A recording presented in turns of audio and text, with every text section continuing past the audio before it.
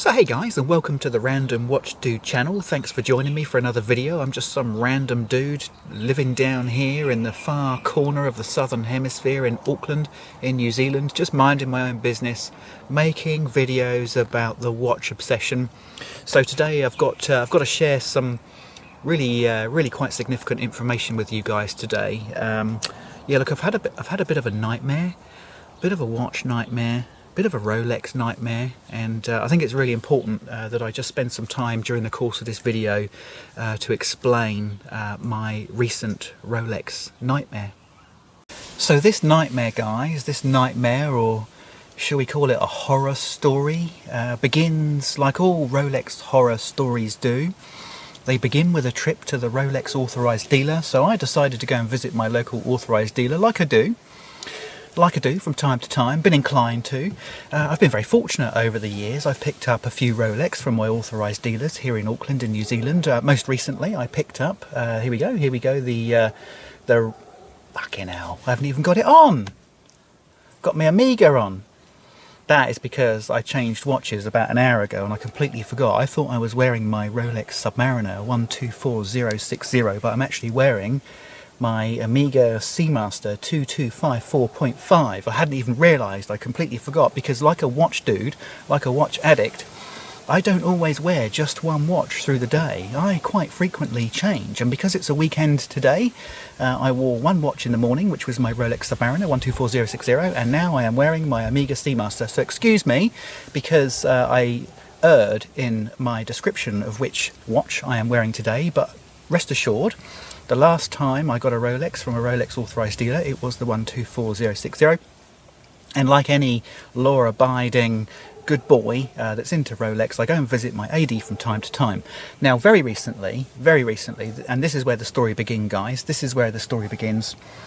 I walked into my Rolex AD, and obviously I made good preparation before I did that. I had a shave, which as you can see I haven't today. I had a shave, I changed my underwear, I did my hair, cut the hair on my ears, cut the hair around my eyebrows to make sure I didn't have any long straggly eyebrows poking out, made sure I brushed my teeth, wore a nice shirt. Very important to wear a nice shirt with a collar, you know, make a good impression. Make a good impression when you walk into the Rolex authorised dealer to suck up and grovel for the opportunity to spend money with them. Anyhow, I walked into the AD, we're having a chat, and I happened to notice in the case there, in the cabinet, was, you know, the gold illumination around the Rolex Daytona Panda. And for those of you who don't know anything about the Rolex Daytona Panda, well, this is the ultimate grail Rolex. This is the Rolex that everybody aspires to. This is the Rolex that you've got to spend 200,000 New Zealand dollars at least before you even get a chance, and only then will you be considered possibly to be fortunate enough to be in a position where you might be awarded or presented with the opportunity to spend another 20,000 New Zealand dollars on a Rolex Panda. So I said, well, I can't turn down this opportunity to try on the Rolex Panda Daytona, and I put it on, and of course, you know, it did all those weird, funny, fuzzy things that Rolex watches can do to you sometimes. They just make you want to drop your pants, get your wallet out and drop all your money on the table and say, give me this watch, I've got to have it. That's what the Rolex obsession is like, guys. For those of you who don't have it, don't get into it, stay out of it, stay as far away from the Rolex authorised dealers as you can. But anyway, here I am, I'm sucked in, I'm a moron, I'm a lunatic, I'm an addict, and there I am trying on this Panda Daytona, thinking, well, do you know what, the good thing is I haven't spent anywhere near enough money to be considered, you know, to be offered the opportunity to drop $20,000 in front of them to buy this watch, so it's okay. I can try that watch on with absolutely no stress and no fear, you know, of being given the opportunity to buy it. Because I haven't bought enough Hublot, I haven't bought enough jewellery, I haven't bought enough Grand Seikos, I haven't bought enough tags, you know, in other words, all the other watch brands that you have to invest in before you get offered the opportunity to spend money with them on the Rolex Panda Daytona, which is the ultimate prize for Rolex enthusiasts.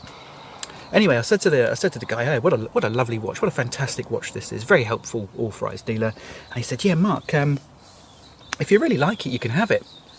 So imagine how I felt when the authorised dealer turned round to me whilst I'm wearing the Rolex Daytona Panda, and he said, if you want it, you can have it. And so these words are being processed through my mind, and I'm thinking, what does this actually mean in normal English language? If someone says, if you want it, you can have it, what it actually means is, if you want it, you can have it. It means you can have this one now. And of course, well, I thought, well, that's not going to happen with me, because I haven't spent all the money and I haven't bought Hublot and Grand Seiko and jewellery, so it's not going to happen. Although I have grovelled and sucked up and had a shave, but it's not quite enough these days to get yourself... I mean, grovelling and sucking up and having a shave may get you a date just in this day and age, but hey, surely it's not going to get you a Rolex Daytona Panda. Anyhow, next thing, guys. Not only am I being told that I can buy this Rolex Daytona Panda now, but I can also have a 5% discount on the price. And so, guys, you can just imagine how crazy this situation is, how unbelievable this situation is that's happening to me now. And I thought, wow, that must be some hell of a smell that I've put on, some hell of a effervescence that I'm giving off here today, because I'm wooing the Rolex authorised dealer into allowing me to buy this Daytona. So of course, what happened, guys, is I bit his hand off. Long story short, I bought the Rolex Daytona Panda. So I'm walking down the street with a smile like a Cheshire cat. I've walked out of the Rolex authorised dealer with the Rolex Daytona Panda on my wrist, and I got a 5% discount from a Rolex authorised dealer for a brand new one.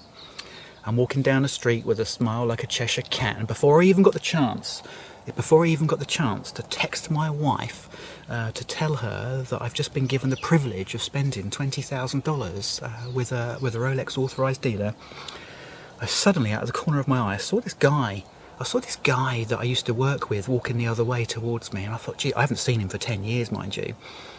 And I thought, is it him? You know, when you recognise somebody, but you're not sure if it's them because it's been a while since you saw them. Well, it was that kind of guy. And I looked at him, and then I looked at his wrist, and he was wearing a Rolex GMT Master 2 Pepsi. Looked like a very new one too, the newer model.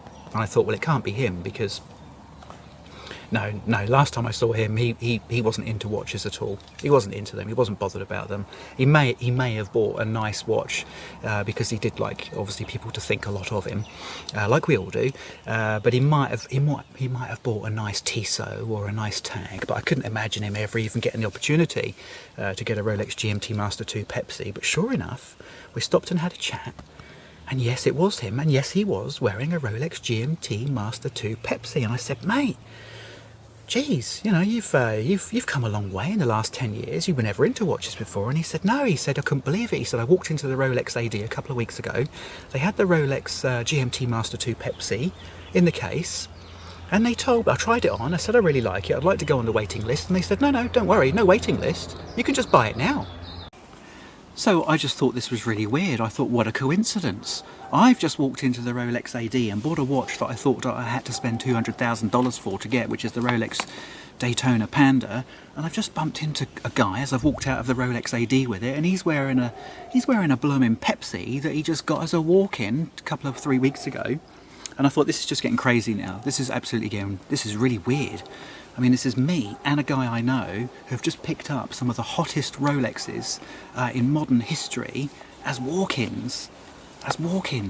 I couldn't believe it. So I thought, I've got to go and stop and have a coffee. I went to the local cafe just up the road, and I thought, I've just got to take all this in. I mean, not only have I just picked up the Daytona Panda, but I've just bumped into a guy I haven't seen for 10 years, who was never into watches, and he's just picked up a Pepsi. And I've sat there, and I ordered myself a nice big large flat white. I thought, yeah, I really need some caffeine here, you know, I really need some caffeine. So I ordered myself a nice big juicy flat white, and the guy that came over and brought it over to me, honestly guys, it nearly blew me away. He was only wearing a Rolex Submariner with the green bezel. Yeah, the Starbucks, and I know there's an irony there to a guy that's serving coffee, wearing a Rolex Starbucks. I know that's just a pure coincidence, guys, and I know it's ironic, and I'm sure he didn't get the Starbucks just because he serves coffee in a cafe, smart ass, but I couldn't believe it. So he puts the coffee down in front of me, and I said, "Oh, nice Starbucks, mate, is it real?" Chortle, chortle, thinking, well, couldn't possibly be real, could it? I mean, a guy serving coffee in a cafe, young guy he was, in his early 20s, wearing a Rolex Starbucks, no, couldn't possibly. Anyway, I had a closer inspection of it because he could see that we were fellow watch dudes, and yeah, sure enough, he was wearing a genuine Rolex Starbucks.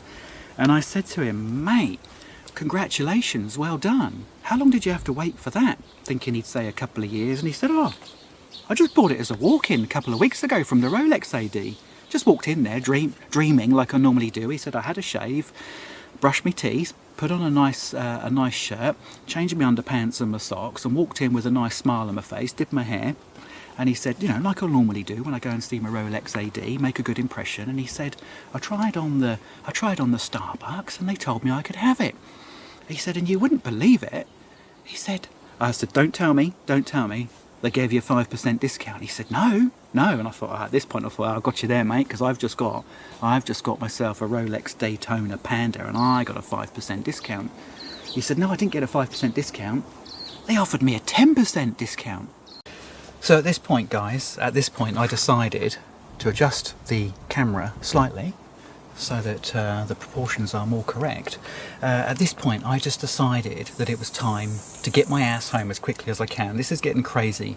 Not only have I picked up the Rolex Daytona Panda, I've just bumped into an old friend who's just picked up a GMT Master 2 Pepsi. I've gone to the cafe for a coffee and I've met a young guy there, a smart young guy serving coffee who's just picked up a Starbucks. He got 10% discount on it, and I'm thinking this is just all getting a bit weird. But I'm still crazily happy, guys. I'm still crazily happy with the fact that I am now wearing a Rolex Daytona Panda. But there's a part of me thinking, well, hang on a second.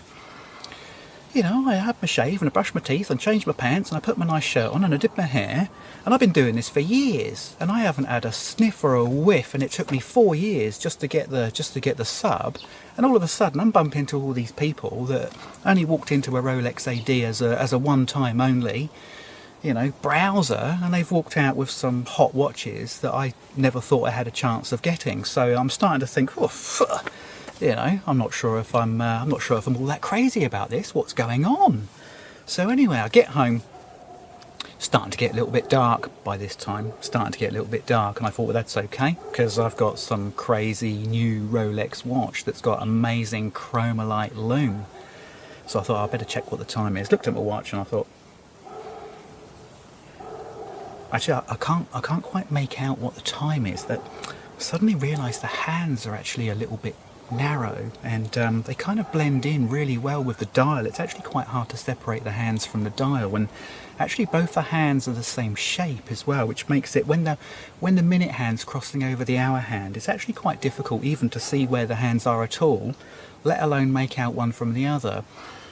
Oh, and actually it is getting a little bit dark at the moment, and there's not much lume on those hands, I just noticed, and there's no lume at all on the sub-dial hands. Anyway, it took me a while to figure out that it was about 6:30, but it took me about 10 seconds to figure out what the time was. And I thought, oh, actually, you know, the legibility on this Panda Daytona is not actually all that great, is it? Anyway, at this point, my wife walks in. She's just got in from work, and she said, "You'll never believe what happened today. You'll never believe it. You know my mate Sarah?" And I said, "Yeah, I know your mate Sarah. You're always telling me what Sarah's doing and what's going on in her life and what's going wrong in her life, and you know how she's got money problems and she's trying to find a new house and she can't find the right man. She always falls in love with the bad guys and all that kind of stuff, and we've all seen that before." "Yeah, I know Sarah." She said, "You wouldn't believe it. Sarah's just picked up a Rolex." And I said, "Oh, cool, so have I. Look, I just dropped 20k on this and I can't even tell the bloody time on it." And she goes, "Yeah." She goes, "But she's got the Explorer 36 and that's got really, really good legibility and great lume." And I said, "How did Sarah get an Explorer 36? Did she buy one off the secondary market?" She goes, "No, you wouldn't believe it." She said she walked into the Rolex AD last week and she tried it on just for a bit of fun, thinking she'd never get offered it. And then they turned around and said, "Yeah, you can have that." And I said, "Oh, I bet they gave her a discount, didn't they?" And she goes, "How did you know?" And I said, "Oh, and I bet it was 10%, wasn't it?" And she goes, "How did you know?" So at this point, guys, I'm thinking, what a day. What on earth has happened today? I'm I should be over the moon that I've just picked up this Rolex Daytona Panda. You know, this amazing watch that had this gold halo around it for me for years, and I've just picked it up and got a 5% discount. Why? Why am I strangely unhappy? Why am I strangely unhappy? Well, I suppose the reason I'm strangely unhappy is because, well, everybody else has got one now, so I'm not sure if I really want a Rolex anymore. Like, I only really liked them because nobody else had one. Now everybody's got one. It's a nightmare.